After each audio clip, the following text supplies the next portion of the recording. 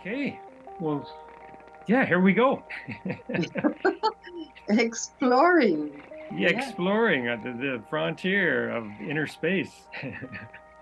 that's I'm amazing. really, I'm so glad you're willing to journey with me on this. This Ye- is exciting Yes, of territory. course. I'm very, very, very nosy already. It is like, what? It's exciting. It's exciting because these are parts of us or of me or you, which I don't know, where we have no clue that it exists. So we bring Exactly. it into this into the world. Yes, Nice. absolutely. Okay, Hmm. here we go. Yeah. So the what I call lightning path astrology is the astrology that I've developed over the last 50 years or so. It suits me and my nature. I have an Aquarian sun and a moon in Aries. So I'm a pioneering type, and that's really what I've been doing. I'm based in the humanistic astrology tradition that Dane Rudyard pioneered, um, and it's very much centered on the individual. And as Carl Jung once said, astrology represents the summation of all the psychological knowledge of antiquity. So I really respond to his notion of the value of astrology. It really is there for us to um, bring that and ancient knowledge forward into this present moment. So on the lightning path, your natal birth chart, whoops, sorry about that. Oh boy. I gotta back up now. The submarine. Yeah, it's coming in when it's not supposed to. There we go. Now, I'm not going to touch anything. Okay, on the lightning path, your natal birth chart is regarded as a sacred symbol, evocative of your unlimited potential as a being of light.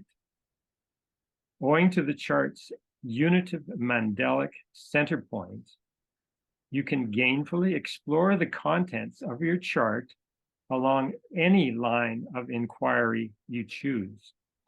All paths lead to the center, and in the center is unitive wholeness. So there's no prescription as to how you are meant to engage with your birth chart.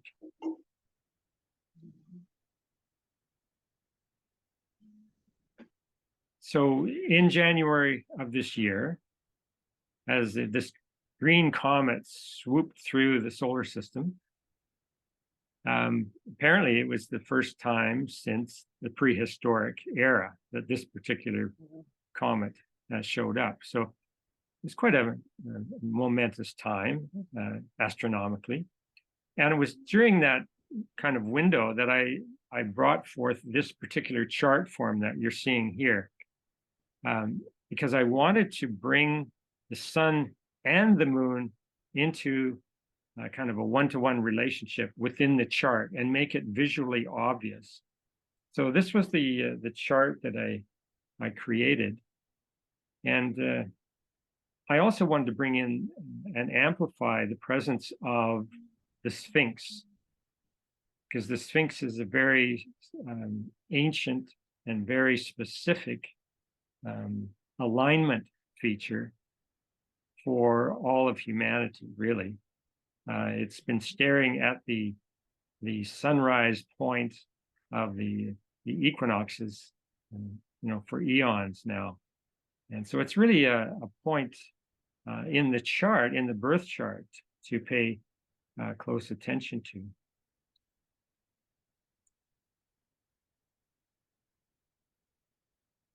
Now, this green comet, I relate it to the myth of the feathered serpent.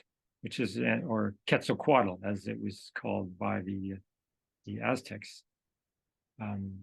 This is a returning myth from Mesoamerica. And Stephen McFadden, in his book, Ancient Voices, has this to say: Quetzalcoatl is said to be the embodiment of the serpent rainbow beam of cosmic intelligence, the electric sperm of the universe, fertilizing the womb of the earth. So very mythic and illustrative wording there. The lightning path, new moon Zoom call that we have every new moon.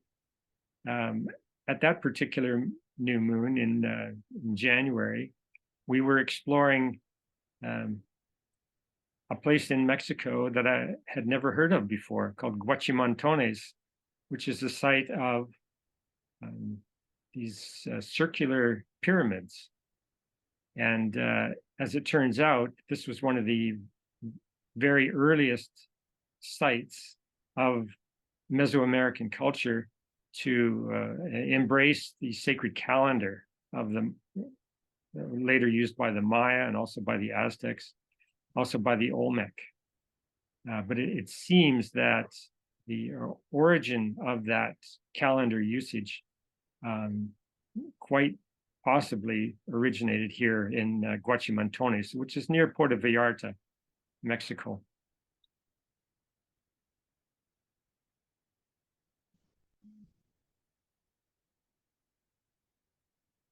Excited by my discovery of the existence of Guachimontones, I seriously considered physically traveling there.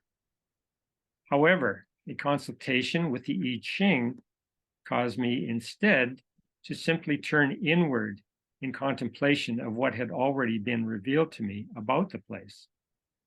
It was during this period of contemplation that I became interested in exploring the astrological tool known as the composite sun.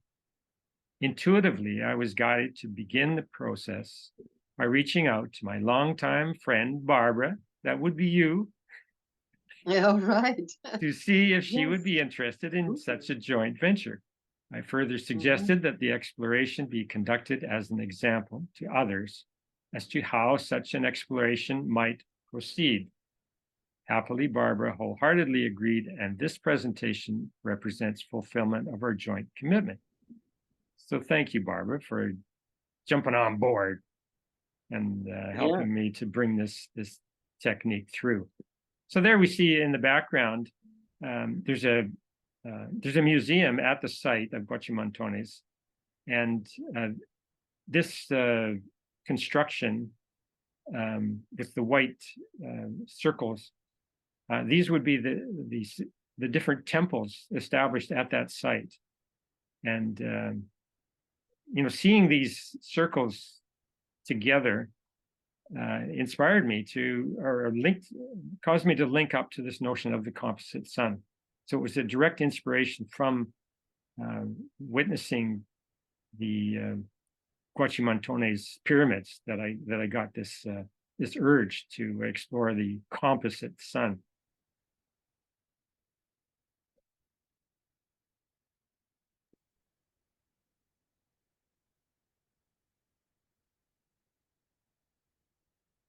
So since our first meeting 25 years ago, Barbara and I have only briefly communicated with each other.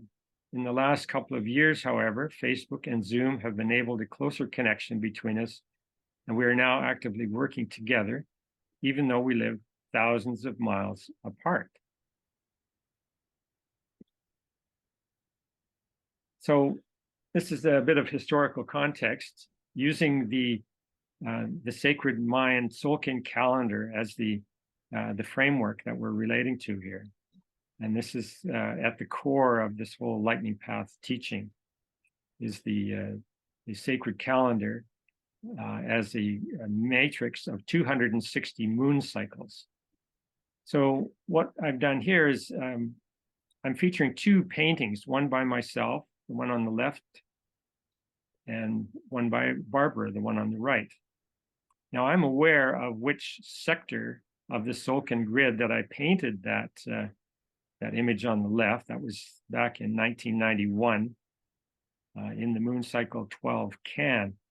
Now, Barbara, I don't know when you painted your dolphin woman painting. Do you recall the year? It must have been, yeah, because of the birth of Isabel. She's born 92. So I think that was the first 92 or 91? 92, because we were there for her birth. Oh, and right. I painted a very beautiful painting for her birth, because she was, I had this vision of a new birth of a human being, of a new, a new human in a way. Right. So, but this painting is one of the ones I started, and I think I brought them over to Canada with me in this time. Yeah, right on. So that's great. So it's they're both snuggled up together there in 91. Yeah, without us knowing. Yes, exactly. So we didn't meet until unconscious. I've got it there. First meeting October 5th, 1998, which was your birthday, if I recall. Have I got that right? Yeah. Yeah. And that was on Cortez Island. And I have a bit of a story about that here. So I went back to my journals, because my journals go back 50 years. And I went back to 1998. And we were in the Tzolk'in Quadrant 1 Caban, which is the Earth Force. And for those that are familiar with the temples, this was the temple. It was the Temple of Mystery. Wow. So at that time, and as my notes here show, a mutual friend of ours on Cortez Island, named Beverly Hollingsworth, she knew that Barbara and I were on the same wavelength, and she urged us to get together and bring our work together somehow. And so we had that meeting, and the meeting was very well, auspicious. It brought these two images together, certainly. Beverly was aware of my Descent of the Skywalkers painting on the left, and she was aware of Barbara's painting on the right, and she realized we were definitely on the same wavelength here. And that's 25 years ago. Yeah, amazing. Back on Cortez Island.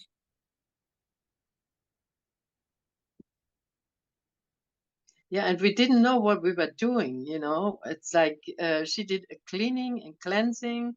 Yeah. And yeah, this is the place. This is the place. My little yeah, your little round hut. Little temple on right at the heart. You see here, there's this is the map of Cortez Island. And that little building was situated right dead center. Oh, now, wow. And so that evening that we gathered together, where you and I met and where the ceremony was held, Shine Edgar was with us, and his didgeridoo. And I'm hoping that this will play and you'll get a sense of this was totally mystical, wasn't it? It was like so out there. Yeah. I didn't know what to say. I mean, there was nothing to say. It was just to do it. Yeah. And feel the cosmic energy coming down. I mean, I felt like his didgeridoo was like a vacuum cleaner. Yeah. Kind of cleaning everything out, like sucking all the bad energy out and leave my body open to receive on this bluff in front of this little house. Mm-hmm. It was like a bluff. It was like sacrifice place in a way. Yeah. It was sacred. It was a sacred Oh, ceremony, I would say. absolutely. And yeah, unfortunately, the sound is not coming through here. So I do have the address there. People can, and I'll put it in the show notes, the address to his music online. And definitely to listen. It's yeah, his didgeridoo art is so profound. it really is. He's a healer. He's magical healer. Yeah. Well, when I put this image together and put the star in the center, my recollection from that evening is that I looked up and I declared it to everybody. I said, look, there's the Northern Lights. There was only this very narrow band, and it was like this one line came right down to where we were. I mean, it was just so incredible. I've never had an experience like that with the Northern Lights before or since. And that was really, really special. It just made it so much vaster, the connection. I was gone. I don't know where I was. Yeah, there we go, zooming by. Cosmical, totally cosmical. Yeah, it really was. Oh, I'm so sorry that music doesn't play, but. And my paintings were there too. We did put my paintings in the grass next to us. Yeah, yes. Yeah. Like Beverly did that. I can remember we did put some stones so they don't fly away. There were lots of crystals flowing and stones. Yes, we did it. She's magical. Laying in the moss and yeah. And she's a healer too. She's a very good healer. Yeah. So two healers like Shine and Beverly. They are potent healers. Absolutely. Amazing. So now when we zoom to the present moment, here we are. We've been working together specifically through the form of our new moon Zoom groups. We've had 13 sessions now, about 2 hours each, and a small group, anywhere from 5 or 6 to 8 or 10 at a time. And we've had these really wonderful encounters over the last 13 months. And yeah, and here we are now adding to that gathering of Zoom calls. We'll be posting this one so that everyone can have a look as well. So here we go, exploring the Dwayne and Barbara composite sun. Now, according to Lightning Path astrology, a person's natal birth chart is a mandala of personal selfhood. As such, it is an example of the universal principle of centeredness. What this implies is that no matter where we enter a birth chart, the path opens up to the center and thus to a feeling of unity. In a birth chart, the celestial body most evocative of this feeling of unity and centeredness is the sun.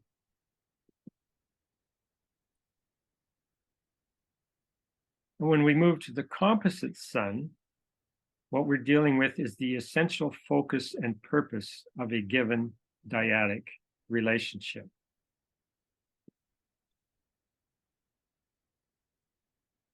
So with the zodiac here, we know that Barbara's born in the span of Libra. I'm born in the span of Aquarius. Our composite sun up at the top is in the span of Sagittarius.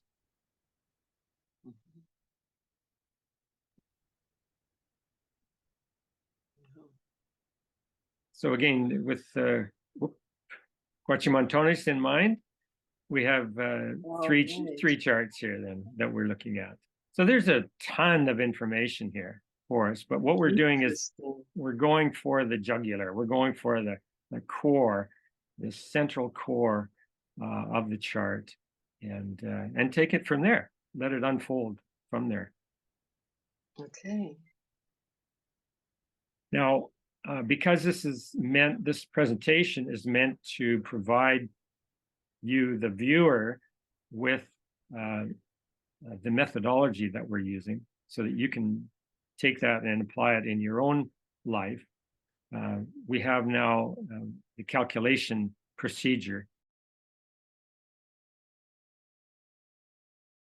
So once you have the zodiacal degree, you're able to now enter a vast symbolic realm within astrology that is based in what's called, well, based in the Western zodiac. That's what we've been using as our frame of reference.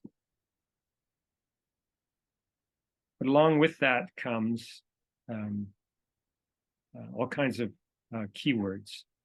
So for Barbara and I, as our core purpose, it would appear we are encouraged to explore the realm of Sagittarius, because we have a Sagittarian composite sun.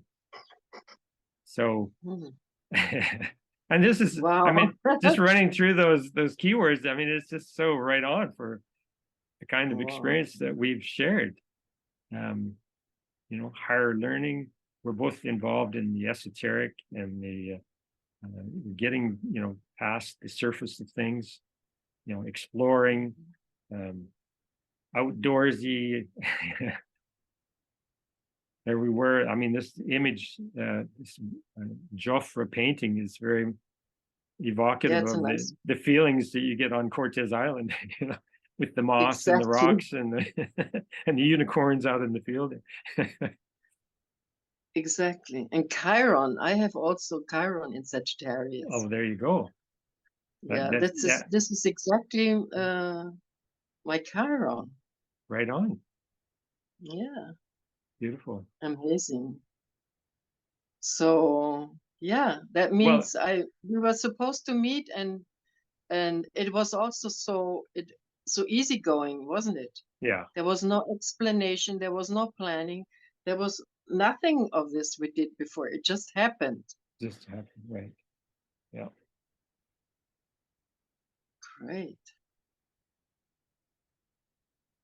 So now we can go even deeper into the zodiac.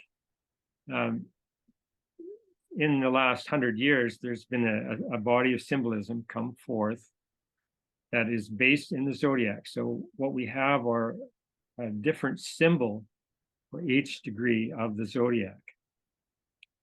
And this was brought through by Mark Edmund Jones, a famous astrologer from the last century, and Elsie Wheeler, a clairvoyant.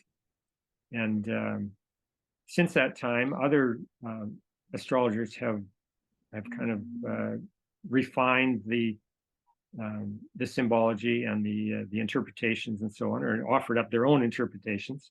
That being Dane Rudhyar and his book Astrological Mandala.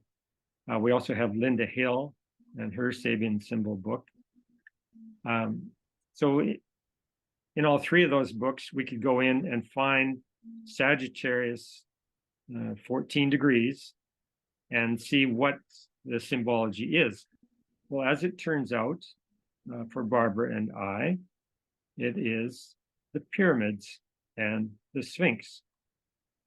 Now, just for a little synchronistic note, as I was creating this presentation, which took a number of days, a couple of 3 weeks, during that time, very close to the time that I had made this particular graphic, Barbara sent me through Messenger on Facebook an image of the pyramid and the Sphinx. Wow. It wasn't. So, you know, synchronicities like that always keep me on the trail. Now, this wasn't the exact image. I do have the exact image coming up. There we go. It was Earth Day, April 22nd. And this is what she sent me. So it's, and introduced me to a fellow that goes by the name of Dark Journalist on the internet. Wow. It's Daniel something is his personal name, but when this landed in my inbox at the same time as I was creating this presentation, it's like, wow, yes. Yeah, The there's end, so much knowledge, isn't it? It's like oh, so much new discoveries right now. I feel it's like really time that it's like we can't avoid it. We have to face it.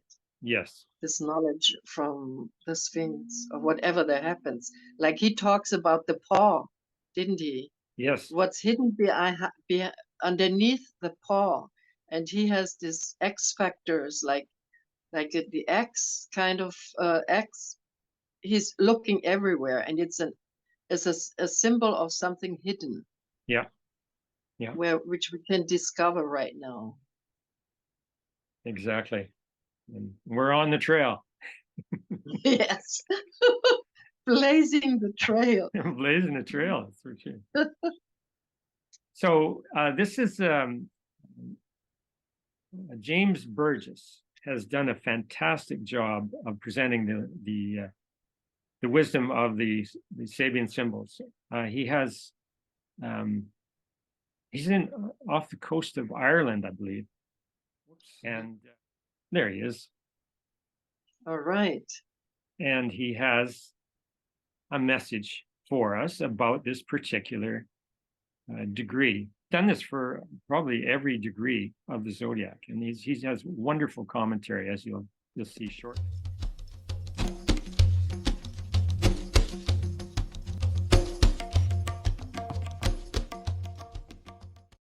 Sagittarius 14, the pyramids and the Sphinx.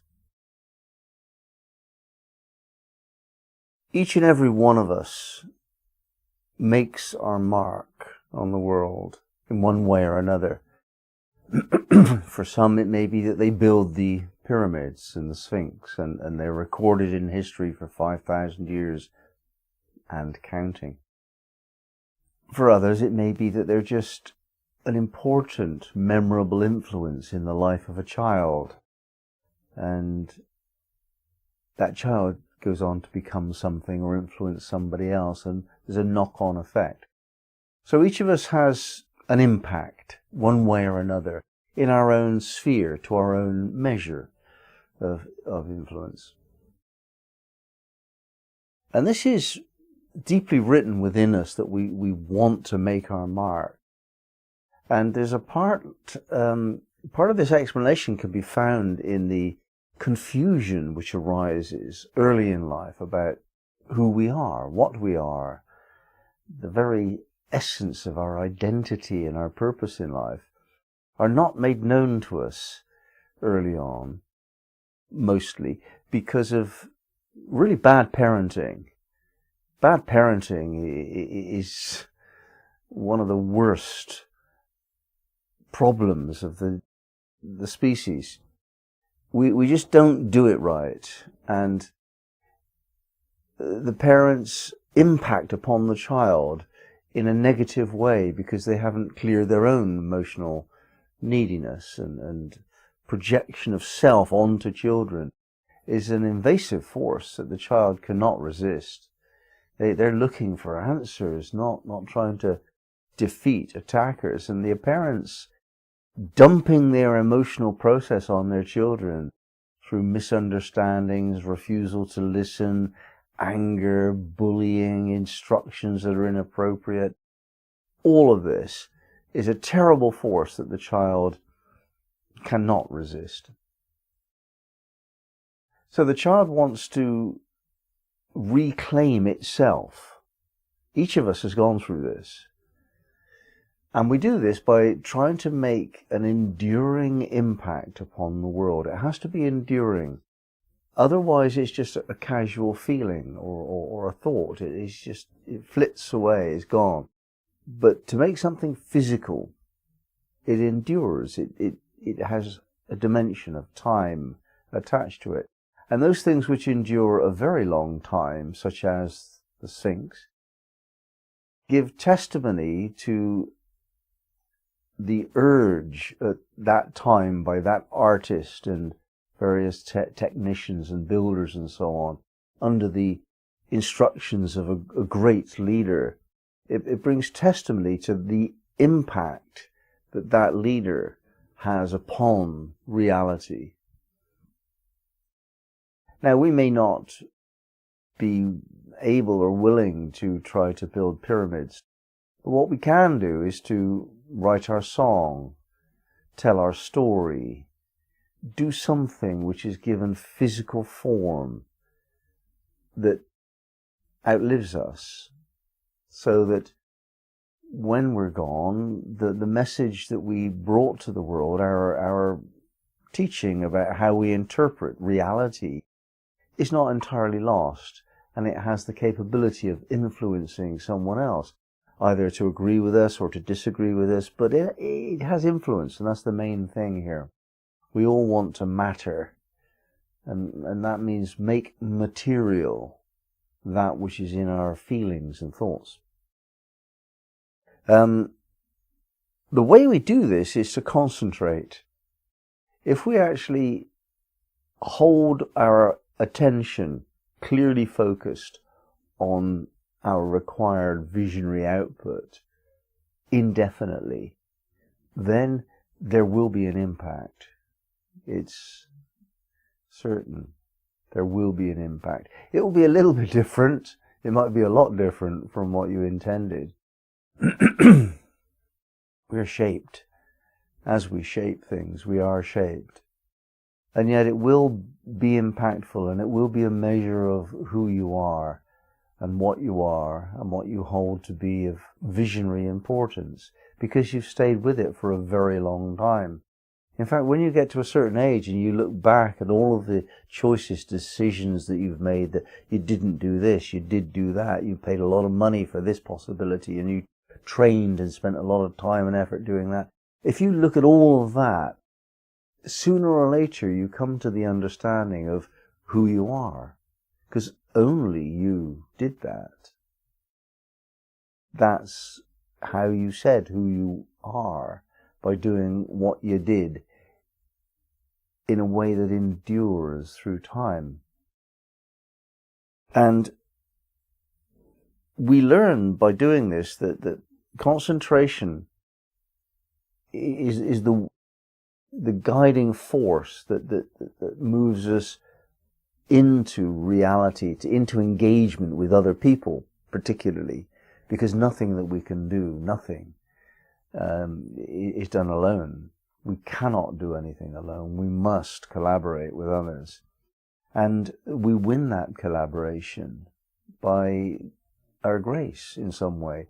It is that soft quality of grace and beauty that attracts people to help us out. It does seem like money is what does it, and in the short-term view, perhaps that's got some truth to it. But the bigger questions, the things that really last and pass the test of time, that requires synergy, a harmony that develops when two people are in rapport with the same visionary intention. Then this extra life force arises and brings about results that otherwise could not be achieved. Something about the human species wants there to be a pyramid, wants there to be a sphinx, big and strong and mysterious. Now, this question of mystery arises in this regard, and Rudyard focuses more on that. The things that really last throughout a long time and get repeated and interpreted and reworked and made into beautiful art forms, and these things, they tend to be mysterious. They tend to be explanations of the mysteries of life, because we hold those mysteries to be very dear indeed. They endure, actually. The answers to the questions and the questions themselves endure. And they're recorded in physical form, in symbols and in music and in artworks and in stone circles. The mysteries are enduring.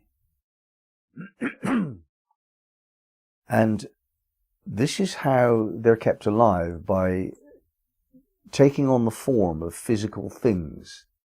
So if you're familiar with rune stones, the Viking way of communicating, it was their language system. These are very mysterious now, and we want to keep them alive now, and we read into their simple meanings something mysterious and hidden away, which inspires us to know more of the meaning of life. And the I Ching, it's the same thing, even though you may not understand it.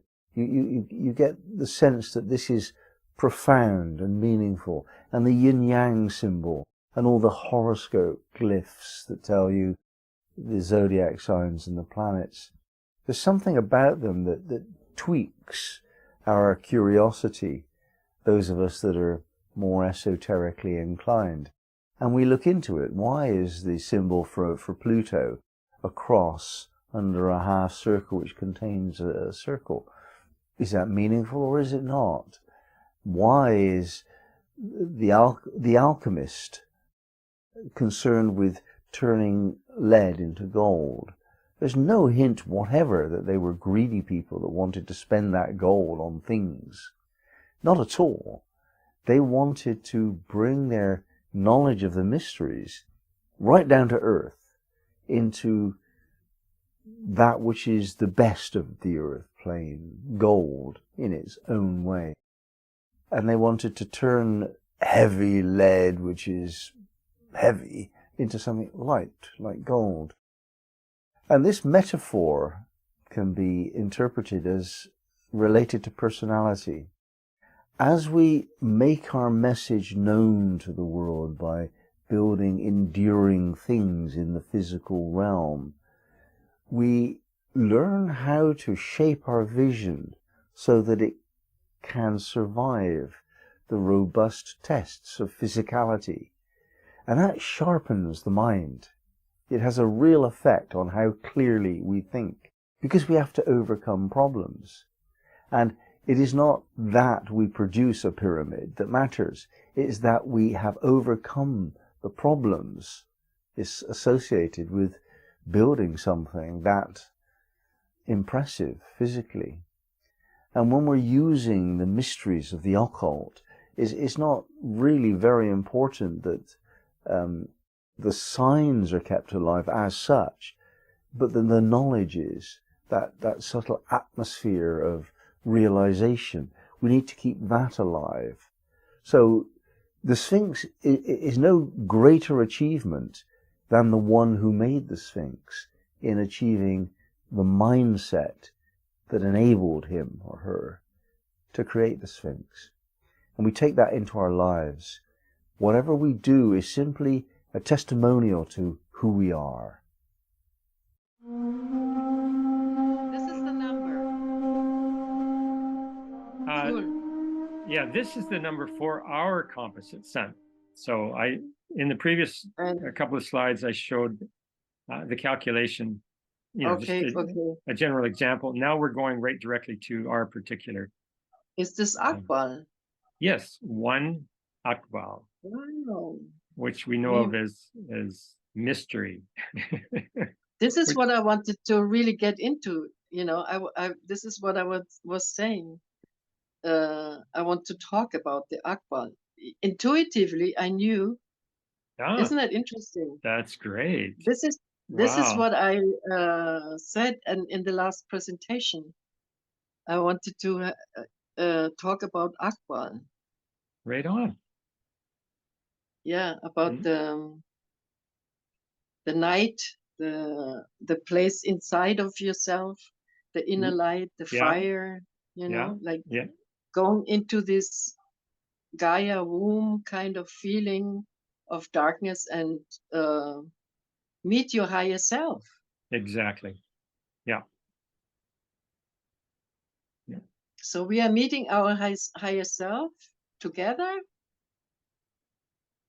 I think that's kind of what it's pointing to, is that we're certainly supporting each other in that.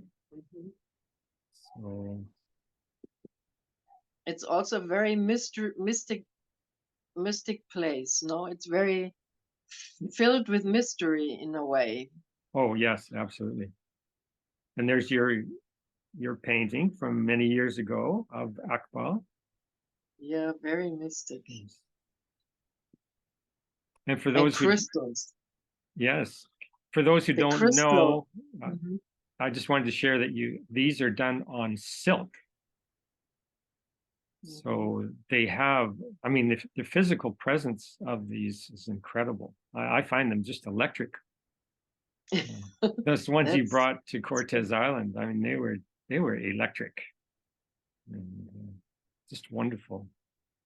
yeah, it was such a new way. I mean, the silk was what I was looking for.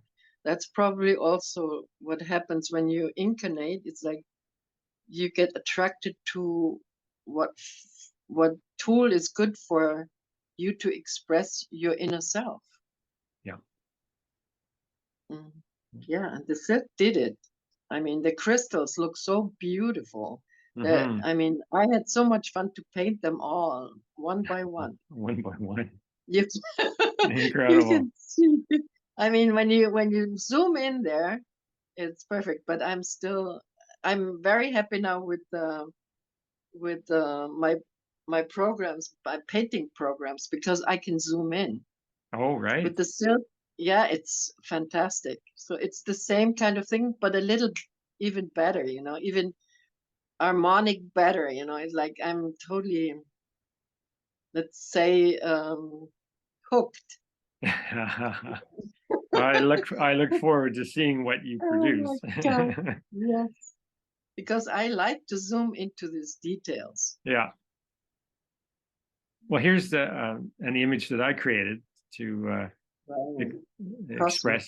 express the Akbal energy, and Yeah, the inner lights, the fireplaces, yeah, that the core self, and sacred, surrounded by darkness, and the like fractals. sacred space. Yeah. Yeah. Wow. Wonderful. I love it. It's so cosmic. I love it.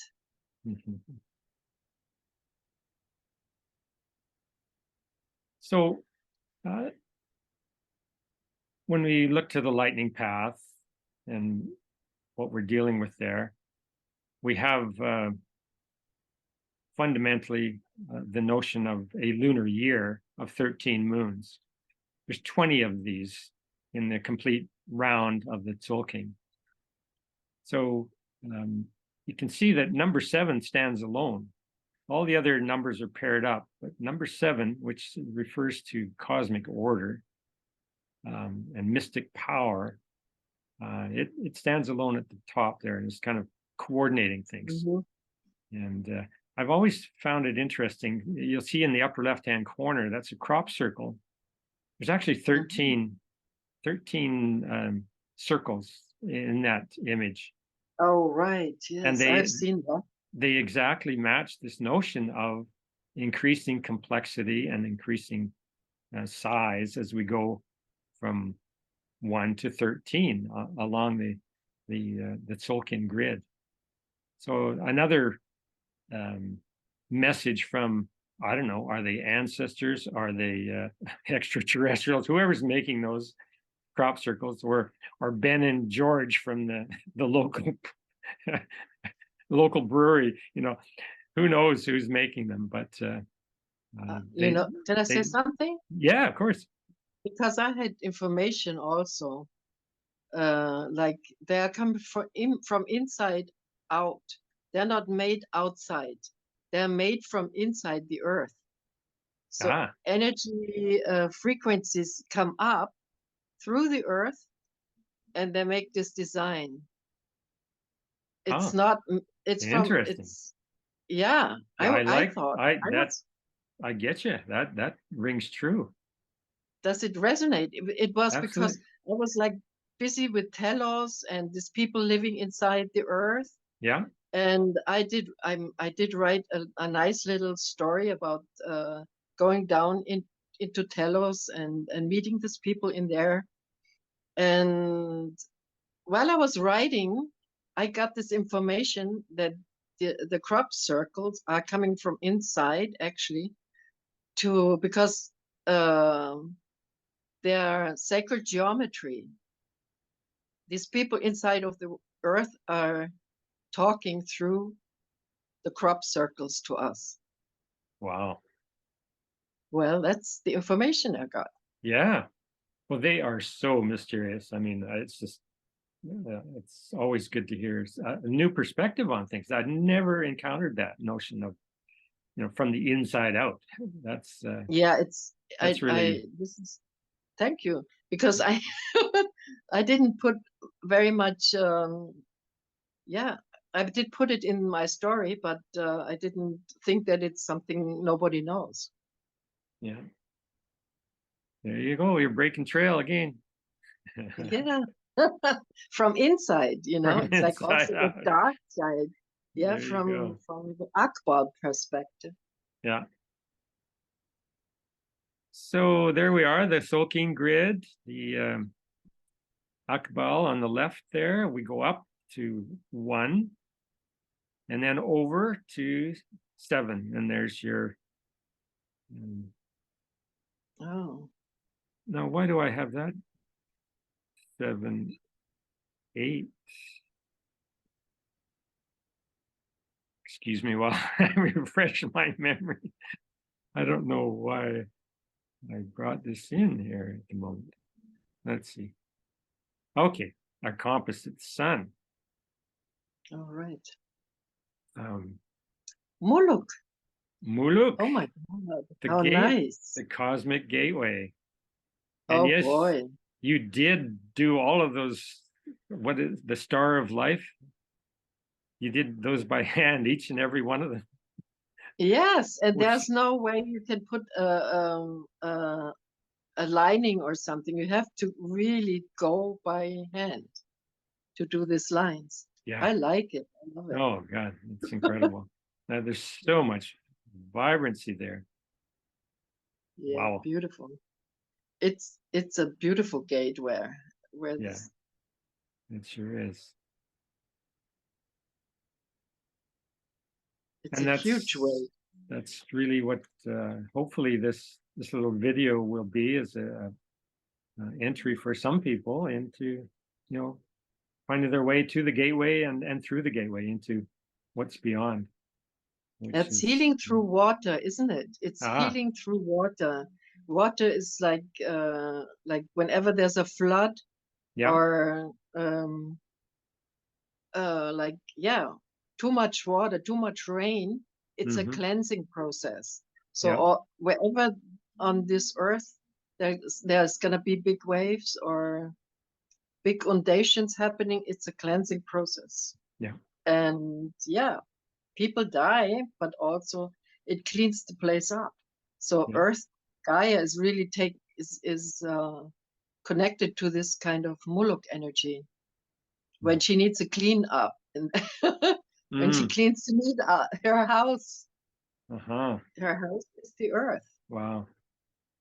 And you brought the dolphins in to help us. Yeah, these dolphins, these are the energies who are helping to fulfill the job, I guess. But they do it very nicely. It's not always that water has to be destructive. Exactly. You can sit at the water and meditate. It's very meditative, and if you know how to use it as a tool, it's perfect. Right on.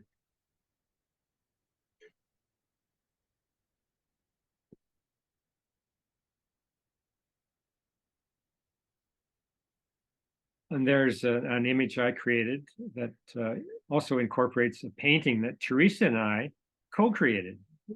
So our particular dyad contributing to the very nice healing energy, like Reiki, isn't it? Yeah. It feels like Earth Reiki. And it's centered in. I mean, this is you'll see the phases of the moon at the different quadrants there. Okay. So new moon at the top, and then first quarter, and full moon, last quarter. So this is the rhythm that we've been on, especially since we started the new moon Zoom group. So we're consciously tracking the lunation cycle and all that it brings, you know, and it's a practice. It's a spiritual practice, you know, to maintain that kind of awareness. It's a healing practice. Yes, absolutely. Wow.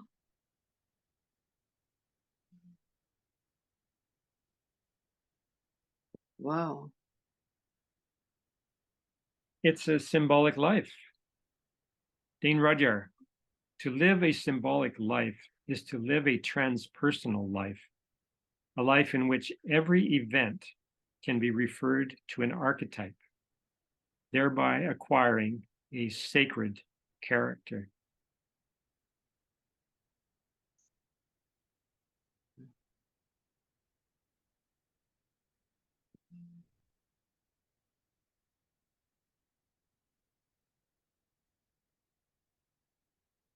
As you, I mean, some people won't be aware of this so much, but the feathered serpent plays a big part of the lightning path journey. And it's a myth of eternal return, very much aligned with the lunation cycle and the changing phases of the moon. But it is definitely a myth and a mythic presence. And as James Hillman says, myths do not tell us how. They simply give us the invisible background, which starts us imagining, questioning, going deeper. Wonderful. Perfect for Akbal. Yeah. That's what I really thought of. I thought I want to bring this over with my presentation, but I'm so happy we decided to do it together, Dwayne. I really like it. Great. I'm really happy about it. Oh, good. Because I didn't know how to bring that over. But amazing, I was all on the track. Yeah. At least with Akbal. You got it. Yeah.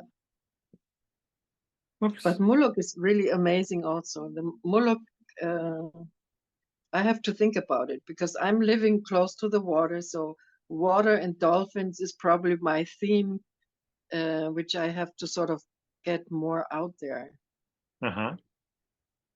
Well, that's not my last word. It's your last word. Well, okay, let's see. It's somebody's last word. Let's see who we got here. All right, let's see. Mircea Eliade. The man who understands a symbol not only opens himself to the objective world, but at the same time succeeds in emerging from his personal situation and reaching a comprehension of the universal. Thanks to the symbol, the individual experience is awoken and transmuted into a spiritual act. Super. You know what, Beverly, she said also, like, she gave me information about my paintings, and she said that there have somebody said there's so much, there's all the coatings from all over the world in my paintings. Right. So from Tibetan Buddhists to whoever. Yeah. She took them for a trip to somewhere, I have forgotten where, but with a whole group of healers, and they found out about it. And then she informed me about it. And I said, well, yeah, because I have the Irish energy in there. Yeah. You know, I have the Celtic. And... Yeah. The Celtic and all kinds of these mandalas are all connected to different places. Right. Tibetan Buddhists, and yeah, it's interesting. People can check it out. Yeah. And yeah, really resonating with the global brain. Like all the repository of ancient, well, I mean, Jung called it the collective unconscious. It was just a huge database of ancient wisdom. The symbols are working on you. The symbols are working. Like you said, they're vibrant.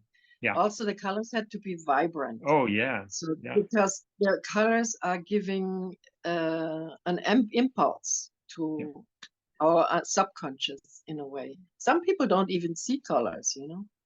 Yeah. I cannot imagine of somebody who cannot see colors, but everybody is different. Yeah. So, So you see my paintings different than I. oh yeah, absolutely. Even when we have so many things in common, we still can see from a different perspective. Yeah. Yeah, I love that. Yeah. I feel Wonderful. nurtured and, you know, fed by encountering them. It's Yeah, it's food for the soul. yes. Yeah, I food as well. It's like, yeah, thank you for all these candies you did put out here.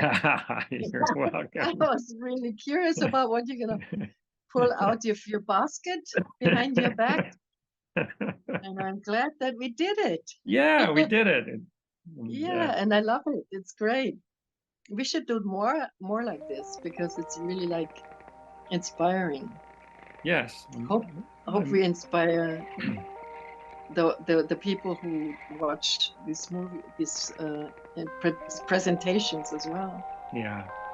And Steve, he did put us such a nice platform to present all these new ways of seeing things. Thank Yes. you. Yeah. Yeah. Okay, girl. Thank you so much. Yeah. We'll sign off I from thank here. you. Yeah, it was fantastic. Okay.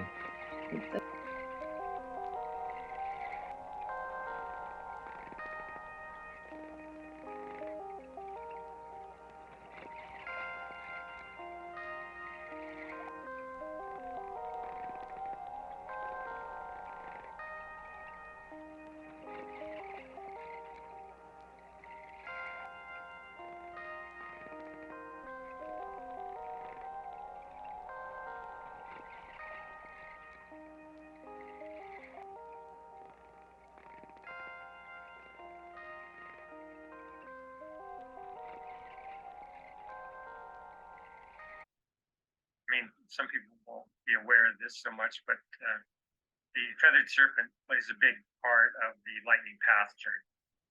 And it's a myth of eternal return, very much aligned with the lunation cycle and changing phases of the moon. But it is definitely a myth and a mythic presence. And as James Hillman says, myths do not tell us how. They simply give us the invisible background, which starts us imagining, questioning, going deeper. Wonderful. Perfect for Akbar. Yeah.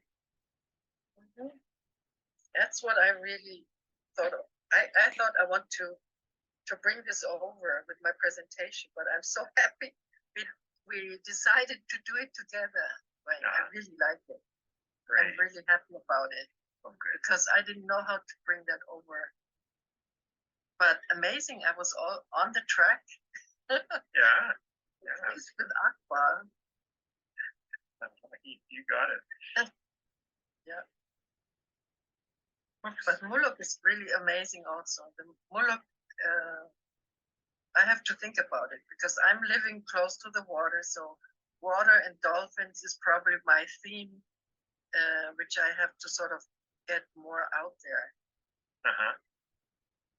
Well, that's not my last word. It's your last word. Well, okay. Let's see. Somebody's last word. Let's see who we got. All right. That's Mircea Eliade. The man who understands a symbol not only opens himself to the objective world, but at the same time succeeds in emerging from his personal situation and reaching a comprehension of the universe. Thanks to the symbol, the individual experience is awoken and transmuted into a spiritual act. Super. You know what? Beverly, she said also, like, she gave me information about my paintings, and she said that they have somebody said there's so there's all the coatings from all over the world in my paintings. So Right. from Tibetan Buddhists to whoever. Yeah. She took them for a trip to somewhere, I have forgotten where, but with a whole group of healers, and they found out about it. Mhm. And then she informed me about it, and I said, well, yeah, Ah, because I have the Irish energy in there. Yeah. You know, I have the Celtic. and- the Celtic and all kinds of these mandalas are all connected to different places. Right. Tibetan Buddhists, and yeah, it's interesting. People can check it out. Yeah. And yeah, Really use it. resonating with the global brain. Like all the repository of the ancient, well, I mean, Jung called it the collective unconscious. It's just a huge Exactly. database of the ancient The wisdom. symbols are working on you. The symbols are working. Like you said, they're vibrant. Yeah. Also, the colors had to be vibrant. Oh yeah. So, Yeah. because the colors are giving an impulse to our subconscious in a way. Some people don't even see colors. Yeah. I cannot imagine if somebody cannot see colors, but everybody is different.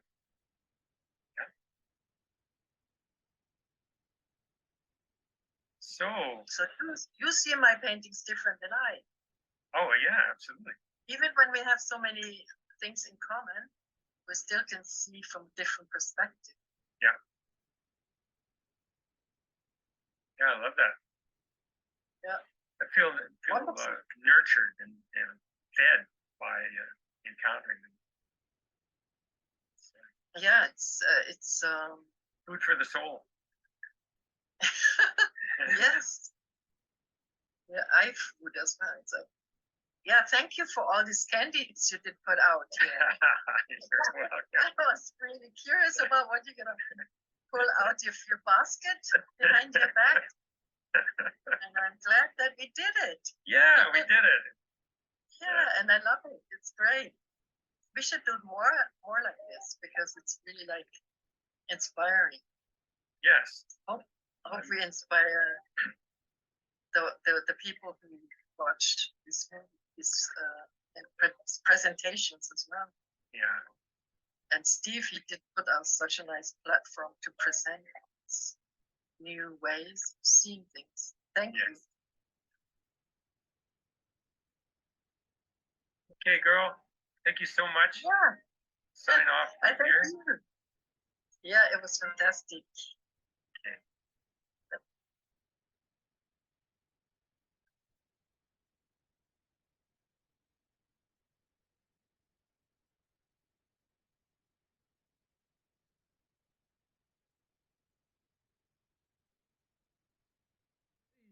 Yes.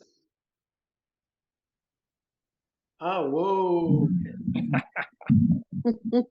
That was great. Yeah, thank you. Wow. Okay. Very well done. Thank you, Barbara. You're welcome. Yeah. Really, Oh, interesting. really good.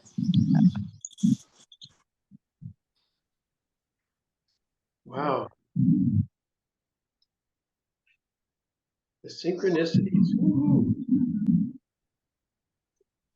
There's one more I could share. Mhm. I just realized that as we were watching this, Teresa, her son corresponds to one Akbal. So there was one Akbal, as Barb and my composite, and Teresa is one Akbal as her soul of sun kin. Mm. So again, the mystery, the interweaving. Incredible. Wow. So in the original painting, Dwayne, you called yours The Descent of the Skywalkers. And that list of keywords for the two of you, where do those come from? You know, I just went, did a search on the internet for Sagittarian keywords, and I can't even remember the source Sagittarius, of it. okay. That's Sagittarius base. I Yeah. didn't know if it came from the lightning path temples. Gotcha. Yeah, no, that's definitely more the zodiac. Okay. But you get these, you know, as we're transposing from the zodiac into the soul king, basically. Mhm. That's just a mathematical process. And Dwayne, I was wondering, this is my main question. It's probably stupid because it's a personal star sign you made from us. But could you do this, for example, with other people? Oh, absolutely. Mm. You and Steve, for example? Yeah. Yeah. And because you have common points, or you have common, how do you get it? You just put his star sign and your star sign, and make the composition, and then find out where you're connecting, or how does that work? Yeah, what degree? Yeah, where it starts, and I'll when I post the video on the YouTube channel, I'll have links to the online services that makes it really easy. I discovered a website that does exactly that. It calculates the composite sun, and it's very simple and straightforward. You just put the birth data for each person in, click chart, you know, and boom, there you got it. And so I'll make all of that really crystal clear in Wow. components. Yeah. It's a super tool, Yeah, isn't it? It's a super tool for everybody. It's like it's a gift. You know, it really you is for all the dyadic relationships out there. You know, you've got a composite sun with everybody. And, right. And then you can have the Mayan glyphs correspondent. Yeah. To, wow. Yeah, it's wonderful. It's like for partnerships, this would be really cool to do. Yeah. Like a present, or like something really special as a gift, for example. Yeah, You know. that's a lovely way to relate to it. And it's, you know, it's all these symbols are there for us to help us open up to the unconscious. It's like, you know, binoculars into that realm. And, Well, that awoken just listening to your conversation between the two of you. Mm. And in that, the previous moon and everything that was happening for me and relating to what you're saying in conversation, I'm going, wow. Like, and then listening to James Burgess and the Sabian symbol from that point, he was talking about parenting and tying that into the pyramids and the work that Sophie and I are doing, that the main presentation for this past moon was parenting. All right. All right. Wonderful. Perfect. And it was about parenting in the way of not from the negativity when the child does something out of line or something, then going after them at that moment. It's waiting till they're in their good space to approach them and what is the lesson here? Yeah. So it was like, wow, he's talking about this pyramid building, which we're building. And then for myself, I heard him talking about this, and what comes up for me is the freedom. I've always had this, like, defining freedom, like people use the word freedom and then I want freedom, but they don't say the rest of the story or the rest of the sentence. And I go, so what do you mean by freedom? And this past month, I don't know where it came from. If it's in a calendar we have, but the saying was it's freedom is not from the libertarian or just doing what I want.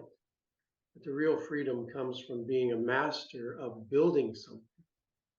Right on. And I go, wow, yeah. When I think back, when I was looking for freedom against going to war and up against the barricade, then I picked up, we were talking about something, and I started reading from Joan Didion's book in the 60s, and she says, yeah, nothing good ever comes out of being down at the barricade.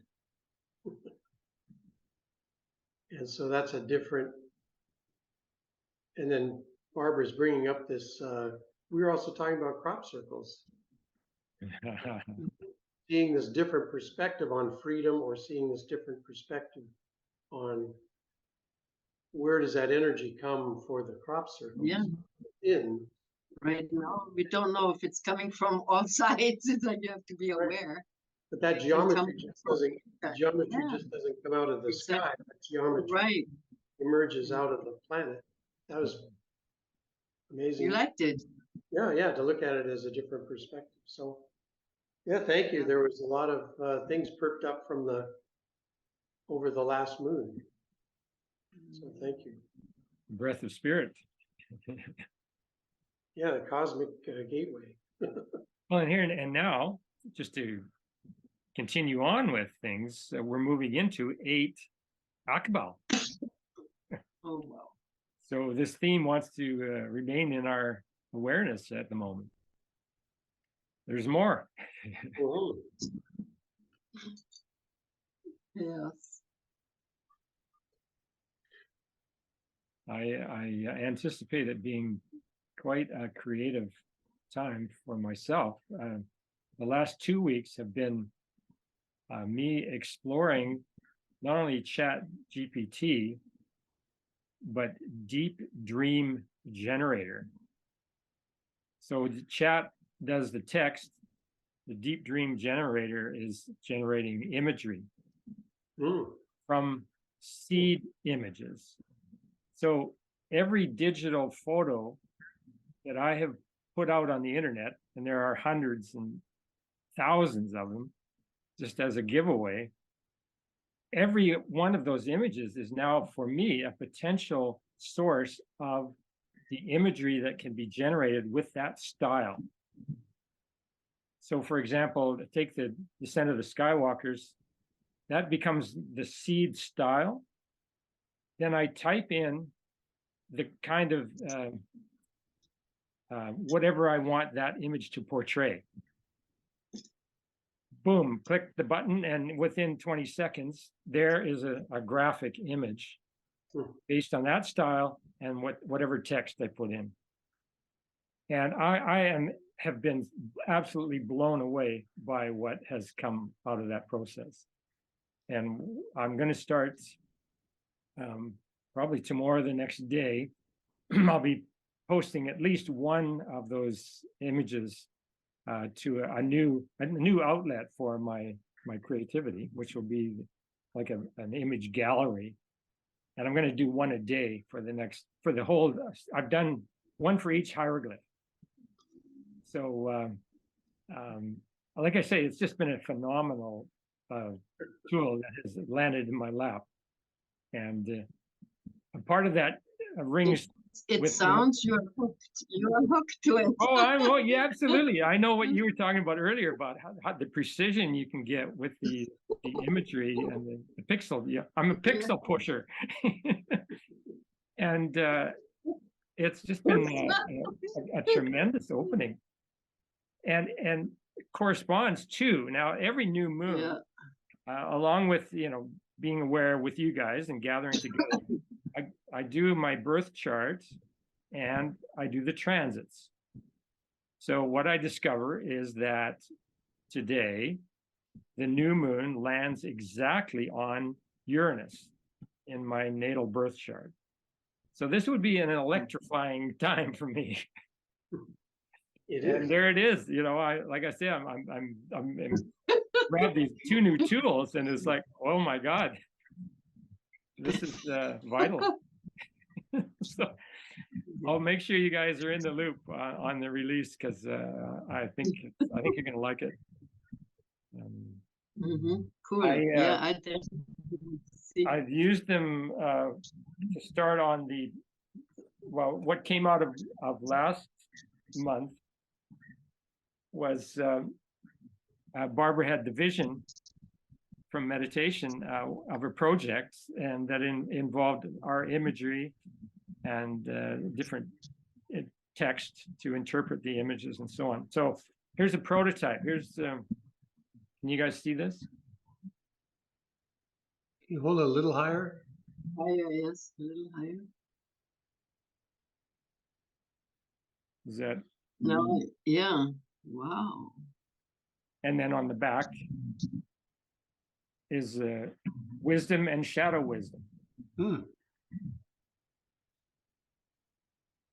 And this is not a clean image. This is, my printer was running out of ink. The images are really crisp, and when you finally, I'll be presenting them in some format where you can see the image really clearly. And but you didn't paint it, or how? No, the software, it's the online going to software is creating imagery from my original image. So, oh, wow. So for example, you could take any image you've created, use that as a symbol or a seed image, and it will carry your style forward. Oh my God. So it's like that becomes the mother image, and then it generates all these children. And for me, we're starting with the Tzolk'in, but I'm starting with the Great Mother. That's what I use for the seed image. And this, I've got this I've got all these images now. Proliferation. And it's in like an abundance hit. And that's been something I've had to deal with. It's like this, it's just like overflowing with potential. Explosion, yes. And this I've is had like to really, you know, concentrate, keep my meditative practice in place, and keep grounding. And of course, I go back to my journals. It's the lunation journal that helps me catch it and bring it down into form. You know what? Once again, I'm rooting for journaling, you know. And in fact, it's very good. It's very good. Also, like the idea for journaling is very good for the youngsters now. Yes, with meditation and journaling, that's what they need. This is the main thing these youngsters have to have. Yeah. But you know, I didn't write you my dream I had. It was so amazing, because it scared me. It really scared me. You this remember is Akbal dreams. Yeah. I remember the eagle. I did send you this eagle, the Mexican eagle kind of thing. Right. I did just that one. So, and I had a dream like you and me were sort of cosmic beings, and we had a cord, and it was kind of it was nodding itself, so it's like it would unite your navel cord and mine like a belt. It would come together like a belt, like something secret, you know. Yeah. And it hooked in it sort of hooked together. It was a clunk, and then your eyes and your face, I didn't see mine, but I saw yours. You had like eyes like this, with beams coming out. Your face turned into this eagle face, and you zoomed out into the cosmic night, let's say so. Wow. Wow. And I Wow. thought, this is not true. This is not from this world. So I was shy. I was shy about this because I thought, oh, this is like, Barbara, you really like, your fantasy is really taking you somewhere. But it was so, and this belt, making a belt, like a connection with this navel cord Yeah. was really also like Carlos Castañeda's. If Right. you remember, Absolutely. in his books, like the magic men, like the magicians, Yeah. they would do all kinds of things with their navel cord. Yeah. Wow. So are you going to paint it? You can do it. You can do it. Well, But maybe it's I will. actually, yes, I like yeah, that. because you can put it into this. It's a story, and you can sort of give it into the dream, feed the dream software Yes. with that Absolutely. information, Yeah. Yeah. That's exactly right. and ask it what it is, because we might get an answer. I have no answer. It was just scary. It looked scary because Mhm. we weren't. It was like it wasn't human. There was nothing human about us. We weren't humans. We were like cosmic beings. Right. Wow. Yeah, it's up to you. If this is helpful, maybe.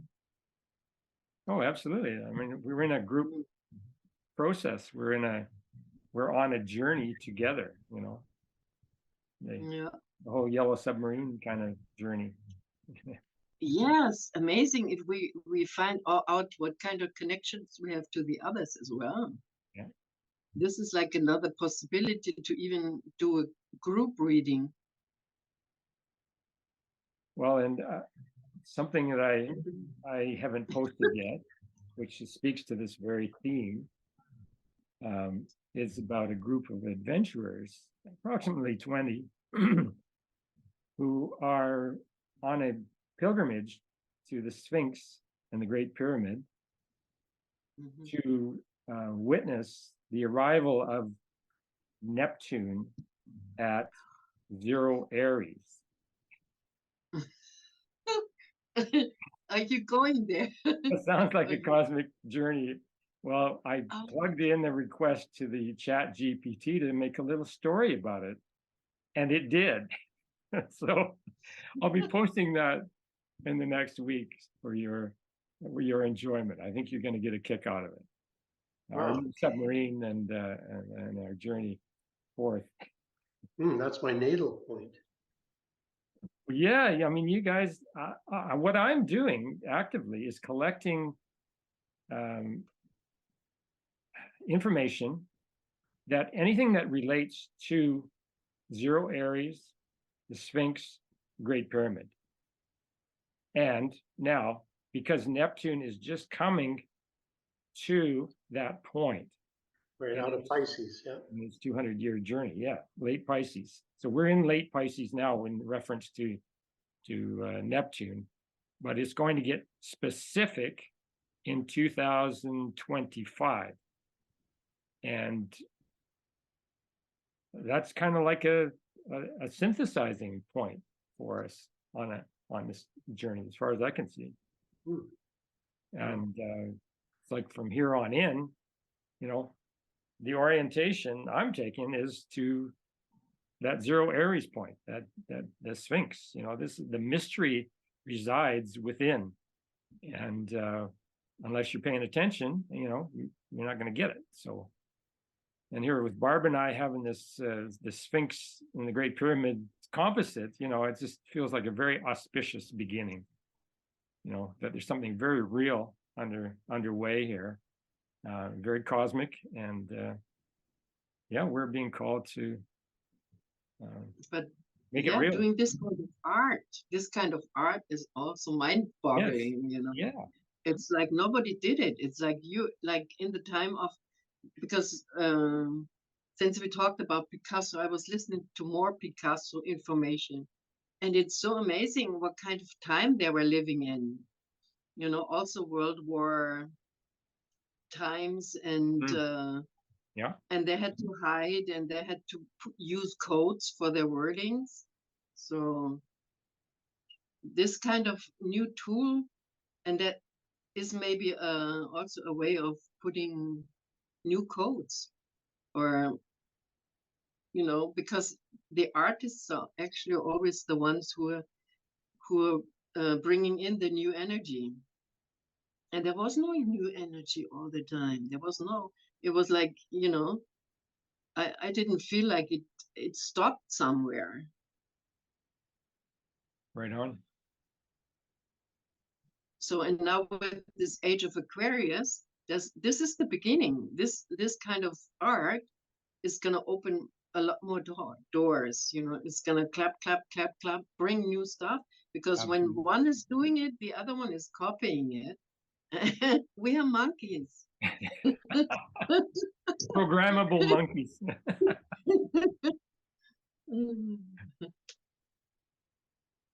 Right Yeah. on. So yeah, I have the writers community membership open every day of the Hay House people. And this is because this is for the tarot deck. Right. I'm still looking for how I'm gonna do it, but I see it still, you know. I still just see this tarot deck, but I have to kick myself to get into it, and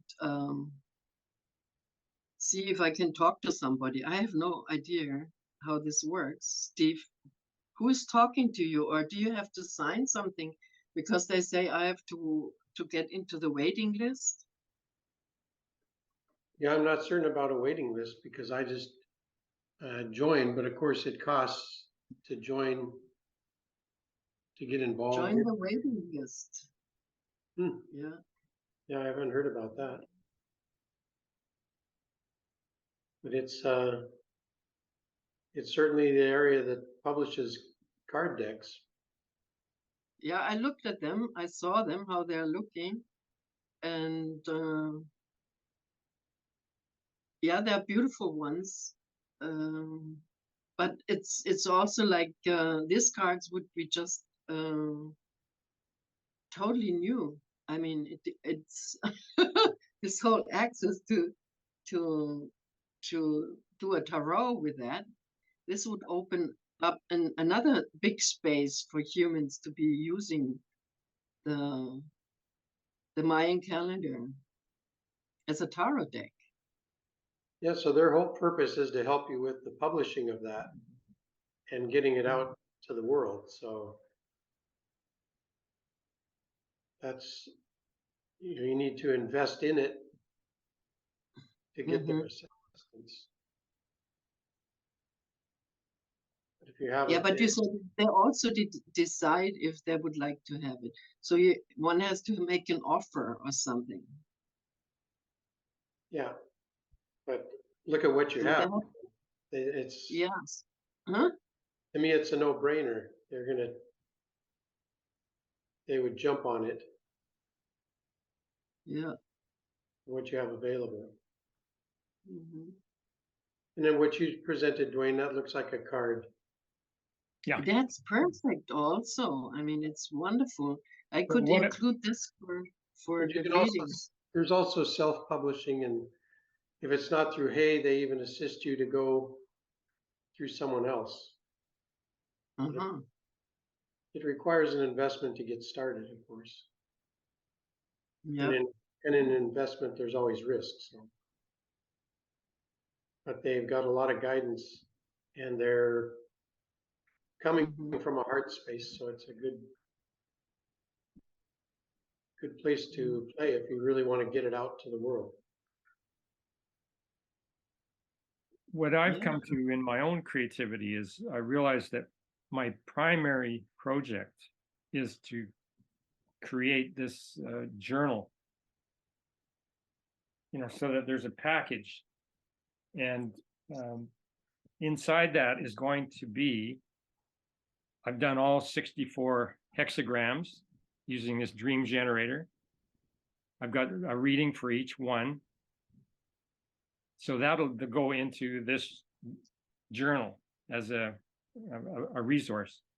The same with the Soul King and the 20 hieroglyphs. There'll be the image, there'll be the reading. And that'll all get wrapped up into this, because there'll be other charts as well. There'll be, well, directions for composite sun, you know, how to do it, all very clearly expressed.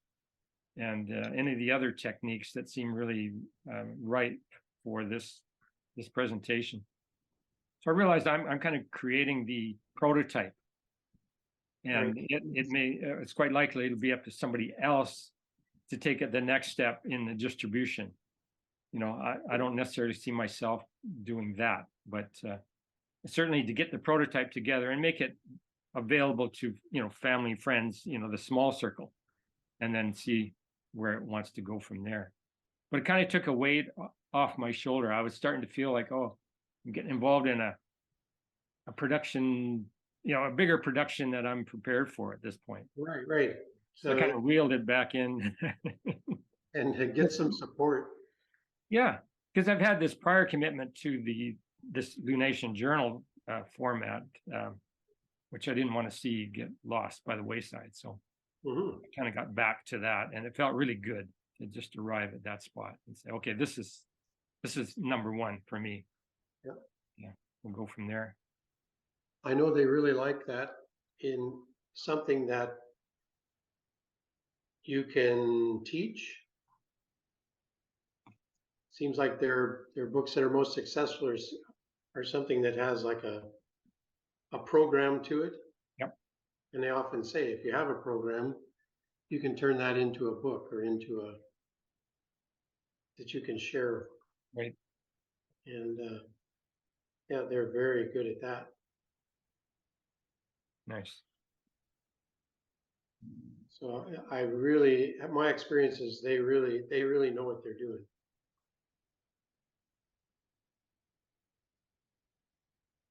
Right on. Yeah, so that's exciting. I want to take one of my paintings and put it into that deep dream generator. I just Dream saw generator. Yeah. I'll tell you, it's just on a basic enjoyment level. Right. I can't think of anything more enjoyable that I've experienced online than using that particular tool. It's just been absolutely fascinating. The sky's the limit, you know, and even your sharing of that Chat GPT, and then I activated it for myself and went, whoa. I mean, it's very helpful. Right on. In conversation. And I just look at it as it's gathered. I asked it some information, but it was honest. It says, I apologize. I don't have information after 2021. 2021, yeah. So it's just another way of it's presenting all the knowledge that's available out there. And it's the big filing cabinet that I don't have to keep track of, but it's out there to draw from. Yeah. And that's how I'm looking at it. I don't feel fearful of it. Right on. I'm amazed by it, but yeah, I'm feeling the fire, excited about putting in a painting into the deep green. That's great. Yeah.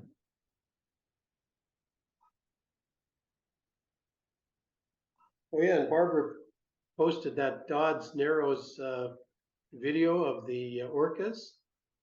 Yeah. Yeah, that was beautiful. Sophie and I have often sat in that spot.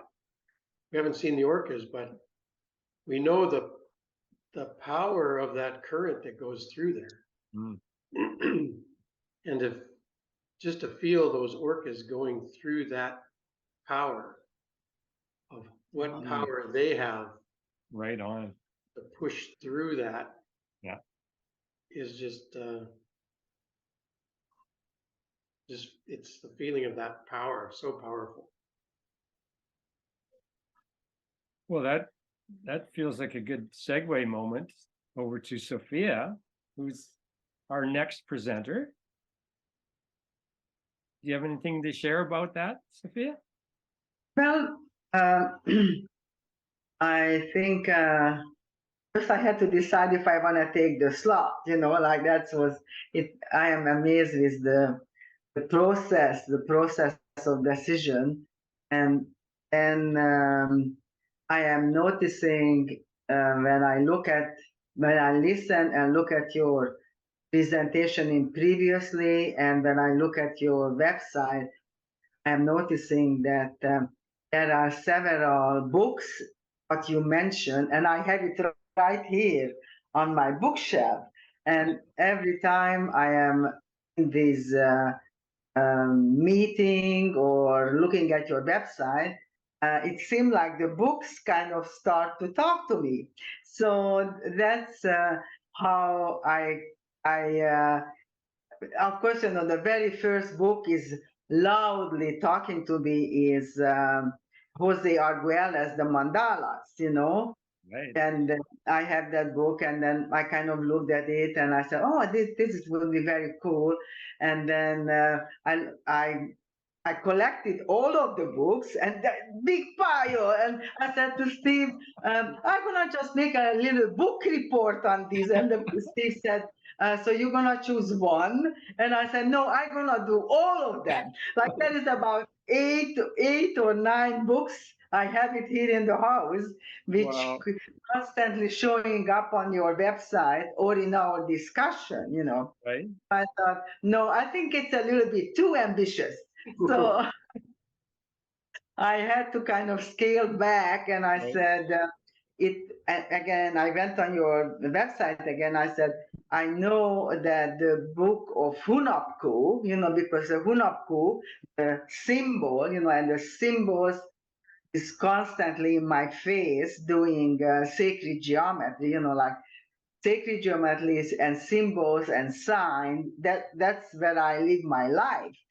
And the Hunapku symbol, I noticed that is right on your website in the Tolkien, so I said, this, if I just want to choose one book, maybe just scale back to one book or one concept, so I think it will be, and of course, the Hunapku symbol very much relates to the I Ching of the yin and yang. And of course, my other fascination with life is the Chinese medicine, the I Ching, and the 64 hexagram. So as you say, as I heard it from James' presentation, that somehow I just need to focus and concentrate on a smaller spectrum rather than go, wow, I can go 15 books, So I looked at it and I said, maybe I'm just gonna start with the Hunapku book and the Hunapku symbol and go into a little bit deeper what is really meaning. And then of course, you and I, we chatted about a couple of times about the power versus force. And it seems like that kind of came into our consciousness kind of recently. And I think both of us likes the map of consciousness. I always been fascinated with that chart because it's really, I see it as a tool, as a measuring tool to showing us which direction we are traveling. So I thought maybe that. And recently I kind of engaged myself to Violdo studies and Violdo teaching. He is kind of a modern Peruvian shaman. And I took a couple of courses, and he talks about constantly that is different experiences, including our food choices, we are building these light bodies, you know.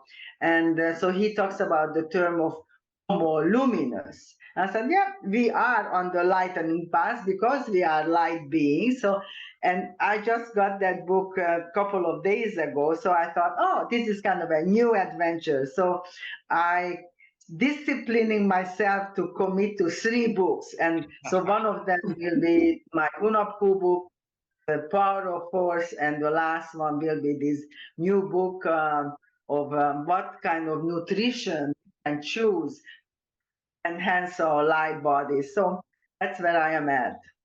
Great. Look forward to that. Yeah, yeah. And I'm gonna make a slideshow. I very comfortable with, and I have done many different ones. So I think I'm kind of looking at your fancy website and fancy presentation, but I said no, at the moment maybe I want to focus on the content rather than the new technology. So I am, as I said, I'm comfortable with the slideshow, and I am actually already kind of one third. Yesterday I got so excited. I said, oh, I just gonna look at, and it's just happening, you know, like effortlessly happening. Yeah, Wait on. that's where I am at. Oh, that's great. That's exciting. Yeah, I Yeah. sense Cynthia loves books. Yeah, Loves books. I love my library. Mhm.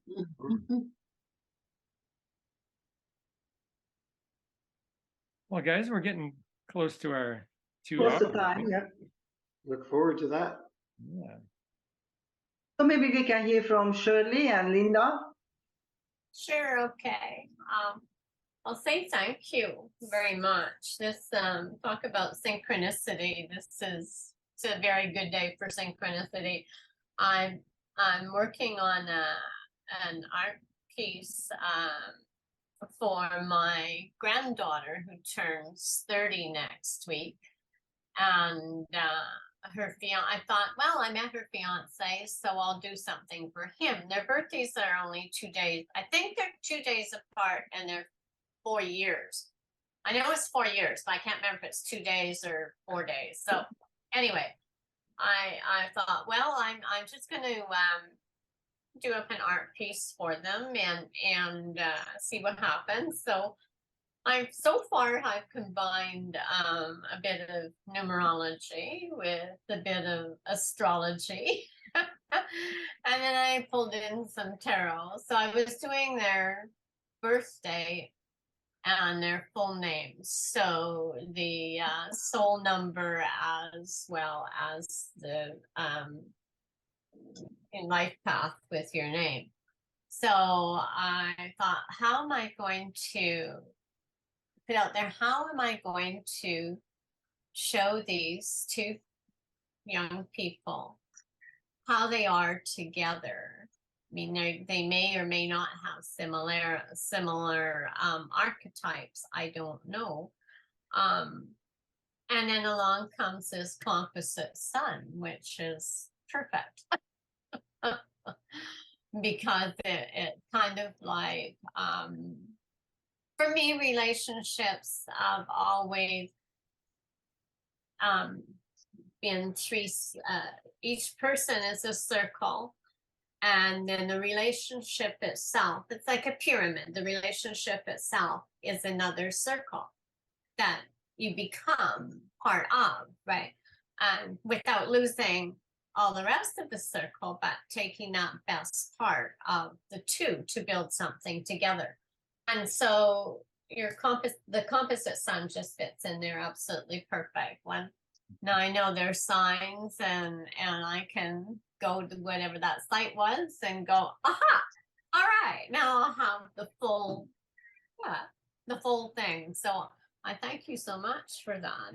It's really interesting, and I want to journey, and I see you 2 going on, continuing on your journey, and when you were talking about your dream, I'm thinking that, it's about how you come together, enrich each other, and hence you each evolve.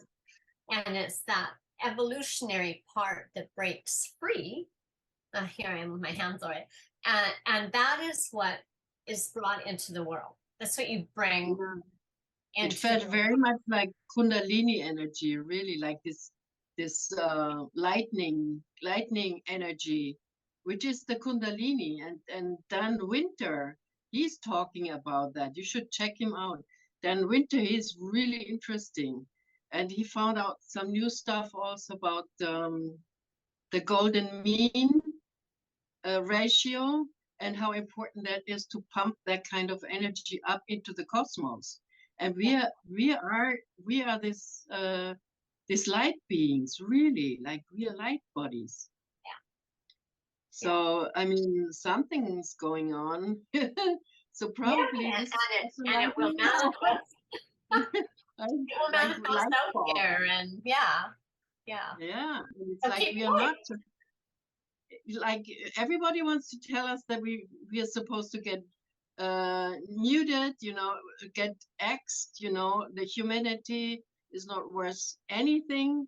I don't see it like this. We are really wonderful space beings, like energy beings, and we're just in this body for a while, and then we can without the body we just, you know, cruise back into other life spaces. It's not just one. I mean, I'm getting It's the vessel. I'm spacing something, but it's interesting that you picked it up. I really like it. And with yoga, you experience this kind of things also. Yeah. So thank you, both of you. It was wonderful. Yeah. Thank Wonderful. Yeah, that was really lovely. I really connected to the video of, what was his name, Burgess. Yes. But I mean, it really talked to me, and it was funny because this month Stephanie was a pilot, and we often will have just text conversations overseas or whatever. Conversation that needed to come up for a long time about you know, something that happened when she was young, and I, you know, her father and I have totally differently, not different, but we both didn't understand it. We still don't, but it was just kind of in relation to that. This month was really about talking to her and asking, so like, what could we have done different, you know, that kind of thing. So that was really neat. And no, the whole thing was really good. I really enjoyed it. Today I'm about to start my taxes. So that's my practical side that I really don't want to do, but today's the day I have to get it started, and I should have started it a month ago, but that's okay. And yeah, I've spent the week actually camping and drawing, doing a lot of mandalas, and just, yeah, enjoying the nature, noticing the smells when you're out, you know, like not just fire pits, but the smells of the dew and the leaves. And so, I mean, even though I live in the country, it's just like I noticed a whole different smell in this area that was a half an hour away. So yeah, so that's been my week, and this has I been have the feeling a really we're good, lifting up. Everything is lifting up. Everything is sort of becoming lighter and more crisp in a way, also in nature. Sometimes it's like, ooh, crystal kind of energy. Yeah, crystal clear, yeah. In a way, also in nature. Sometimes it's like, ooh, crystal kind of energy. Yeah, crystal clear, yeah. And I find that we're releasing a lot more of what we need to release. You know, I mean, good, yeah. Okay, yeah, we're getting up in ages, but it's like we are releasing and realizing what we're doing. Like I'm just going to say a quick little kudo to Dwayne. I mean, when I first met Dwayne, he did a chart for me, and it was very close to what I'm doing. And I would have never ever. It's not something that I even have anymore. I don't know where it is. And I often think back to Dwayne telling me all these things I was going to do, and I was just looking at him like he was on another planet.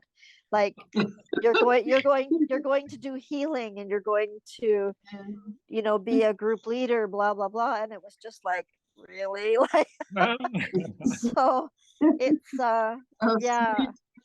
Well, I often reflect on that. Like, and I have a painting of Dwayne's in the living room, Spring Muse. And so I mean, I think of Dwayne a lot, you know. So this is just Very good. kind of synchronicity, like you say, right? It's Wow, magic. It's the magic of life. Yeah, Mhm. beautiful. yeah. Is there any way we could see that picture? Oh, I remember it. It's very sweet if I and recall. take it off the speaker. Yeah, yeah. Hang on. Oh, wait a minute. Wow, Right on. Wait a minute. the big one. Oh, Yeah. Oh, yeah. Can you see it better? yes. Uh, Yeah. Wow. There we go. Okay. There. Oh, thank you for that. That's really feels good. You kept Like it all these years. Yeah. yeah, and it's up One of on my my wall. babies. Yeah, one of your paintings. Well, I have paintings that friends have done, right? But this one just means so much to me. Oh, Yeah, yeah, Super. that's great. yeah. Isn't that amazing? Kind of That when you is. think about it, eh? Yeah. Wonderful. That was when Yeah. I lived in Bright Creek, I believe. That's right. That's Yeah. right. So many moons ago, eh? Many, many moons. I thought of you yesterday because we did a dance to Anne Mortifee's Healing Journey. Oh, right on. Isn't that wild? Yeah. Well, you know, Life. one of Anne's CDs has Descent of the Skywalkers as the cover. Oh, cool. I'm trying to turn the picture around, but anyway, yeah, isn't that beautiful? Lovely. Mhm. Thank you Yes. for that. Oh, you're welcome. Like, yeah, it's yeah. So anyway, yes, all is well. And I really appreciate it today. I'd like to come back and I'll try and do more regular. Oh my goodness. There. Yeah, thank you. Thank you. Thank you. Thank you, everyone. It's been a good one. Thank you. Have an awesome month and see you in July. July. In July, yeah. And the full moon as well. And the Awesome. full moon, which we don't record, so it's just kind of a wide open and yeah, just Great chat. come to the party. Yes. Yep. Great. Take care, Music. life's buddies. Bye-bye. And have fun Bye-bye. making music. Right on. Yeah. So. See you in cyberspace. Monkeys.